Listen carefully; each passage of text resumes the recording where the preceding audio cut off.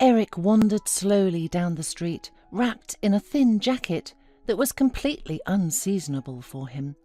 Autumn had long ago taken its toll. The remaining colourful leaves were flying off the trees and slowly falling to the ground. Eric was freezing cold, but he could not buy a new jacket. He had not yet found a job, and he was ashamed to ask his mother for a loan. He was supposed to help her, not take money from a woman who had already invested a lot in him, hoping that her son would achieve a lot in life. Eric thought about the job interview. He was returning from so late. It didn't seem to go as badly as usual this time. At least they had promised to call him back, even if it was only a ghostly hope. But in all the other cases, he had been rejected as soon as they found out about his criminal record and probation. No one even tried to find out what exactly Eric had been convicted of. They just refused him right away.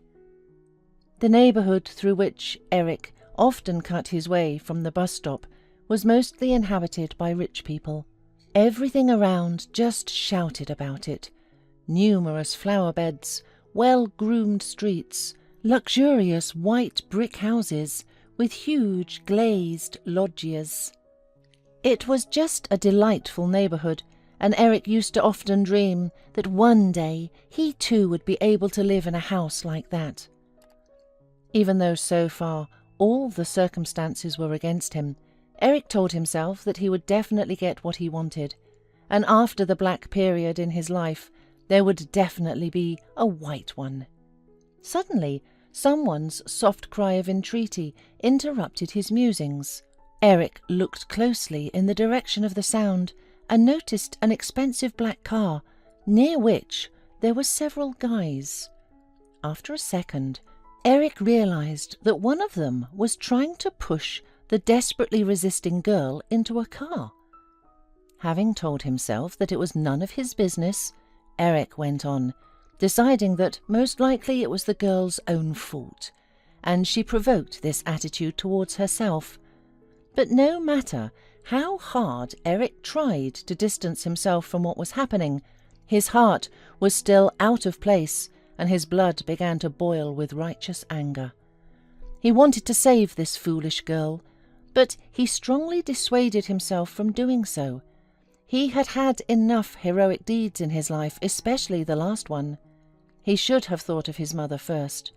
Everybody had their own life. Wasn't there anyone else around to help the girl? There must be guards in the neighbourhood. Pulling his hood over his head to shield himself from the scene he'd witnessed, Eric sped up, but the girl's voice suddenly stabbed at his eardrums, a desperate plea for help, as if a steel hand grabbed the guy and turned him back. With a hurried step, Eric headed toward the car, thinking that if he walked by and then found out from the news about another rape or murder, he would never forgive himself. "Let the girl go immediately," said Eric softly, taking his cold hands out of his pockets and clenching them into a fist until they crunched. "Who are you? Get out of here. The girl doesn't mind, so stay out of here where you're not asked," threw one of the guys angrily. "Please help me," sobbed the girl, and the one holding her slapped her on the cheek and ordered her to be quiet. Terrified, with no hope of rescue, the girl looked pitifully at her possible saviour.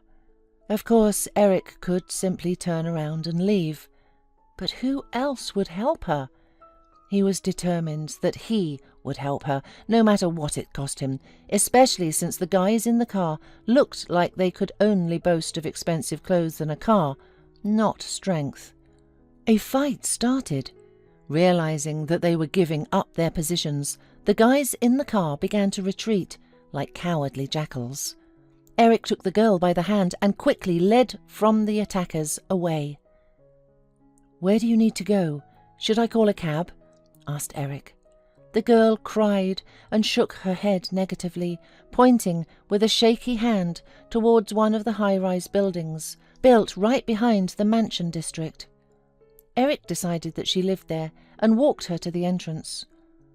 On his way home, Eric tried to cover his tracks because the best option for him was to remain unnoticed.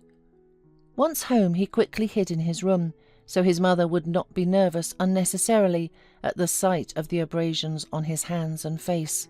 Of course, she would not reprimand him for this action, but she would then be afraid of every knock on the door, every phone call. Throwing off his outer clothes and cleaning his face, Eric climbed under the blanket and tried to disconnect from all his worries. It took him a while, but he managed to fall asleep. And in the morning, he was awakened by a loud ringing of the doorbell. Eric rubbed his eyes, put on his home shorts, and went out of the room. There was another man in the corridor besides his mother, and Eric felt as if he had been given an electric shock when he looked at him. It was the policeman, and that meant only one thing. His last night's adventures were not a secret. "Did you decide to play Robin Hood? Do you want to do heroic deeds again? Eric, do you even realize what's coming at you now? You just got out on parole. Last time I tried to help, but this time I won't even try. It's useless. You don't even know who you have crossed. What a hero. You beat up the son of one of the most powerful men in town. I asked you to be careful. But you?" The policeman sighed and shook his head, and Eric realized doomfully that now he would have to pay the full price. "Is it really that hopeless? How did you find me? Didn't you know that there were many cameras in that neighborhood? We got a good look at you, from all sides, and even the way you beat their faces with pleasure. We could see it too. And the way they tried to force a woman into the car, did you see that?" Eric was indignant. "If you watched the cameras, you should have seen it from the beginning." "Unfortunately, there was some interference appeared at that moment. You know what I mean?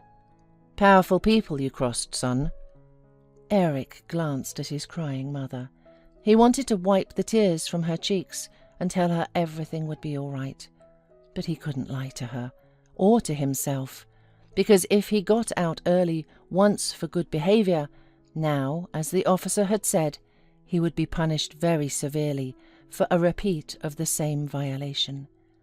"Mum, I'm sorry, but I couldn't get past the young woman in trouble," was the only thing Eric got to say to justify himself.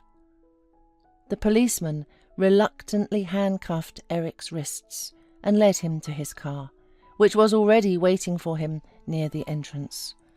Eric got out of the car as soon as he reached the police station. When he noticed a familiar black car nearby, he got angry, and when the rich guys with taped noses and bandaged hands got out, he felt the desire to hit them a couple of times more to consolidate the result. They had the impudence to come and complain about him. Eric did not understand how such people can live on Earth. "So what? You thought you'd get away with it? Now you're going to rot in jail," said the most impertinent one, who tried to push the girl into the car.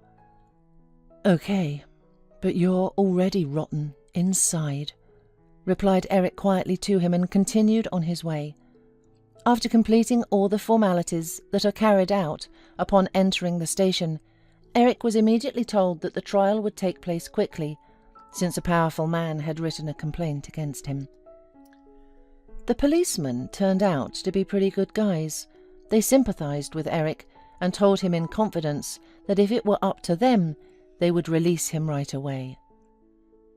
Sitting behind bars, Eric laughed at the irony of fate.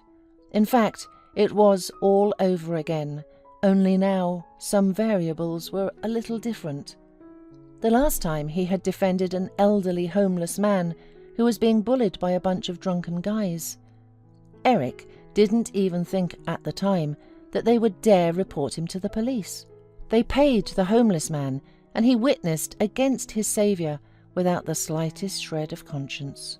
Moreover, he told everything so colourfully that Eric himself almost believed that he had actually attacked a group of men for no reason. Eric was then charged with assault and battery and aggression and was put in jail. Sighing heavily, Eric took his mind off the thoughts of the past and thought about his future, which for the next few years was now a foregone conclusion. It was nothing. He could definitely come back. He would definitely find a job. Maybe he would meet a kind and responsive girl, create a family with her, and try not to get involved in such troubles again. Only such dreams helped Eric to live on and not to give up. He did not communicate with his cellmates because all of them, unlike him, were here for a crime. Someone had committed theft, someone had committed robbery, although everyone, of course, had his own version of events. The next morning, a policeman entered the cell and ordered Eric to come out. But to his great surprise, the officer did not handcuff him, but led him straight to the exit. "What happened?" asked the man excitedly to the officers escorting him. "Oh, yeah, you don't know. We're releasing you. Consider that there was no detention, and take my advice. Just stay away from all this mess next time, and if you see it again, call us right away. Stop acting like a superhero." Eric walked out of the police station completely stunned, and he was already waited by some people outside. The same hooligan and a man, most likely his influential father, were standing by the black car. Eric grimaced and thought that if he was made to ask him for forgiveness, he would never do that. He would rather spit, and it did not matter that after that he would certainly go to jail.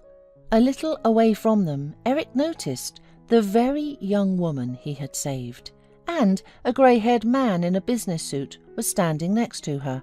The man seemed very stern at first glance.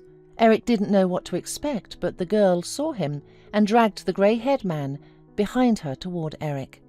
"Dad, this is the man who saved me. Meet him, but I never got his name." "Eric," the guy shrugged.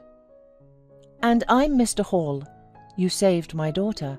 I'd be happy to teach that jerk a lesson, but I'm counting on his father to punish him himself. Thank you very much," the grey-haired man said and shook Eric's hand. "You know this Simon?" Mr. Hall nodded toward the girl's abuser. "He's been courting Teresa for a long time. He kept trying to charm her. They dated for a while, but broke up pretty quickly. But it seemed that Simon did not like the fact that she dumped him, and he probably wanted revenge. In general, I talked to his father thoroughly.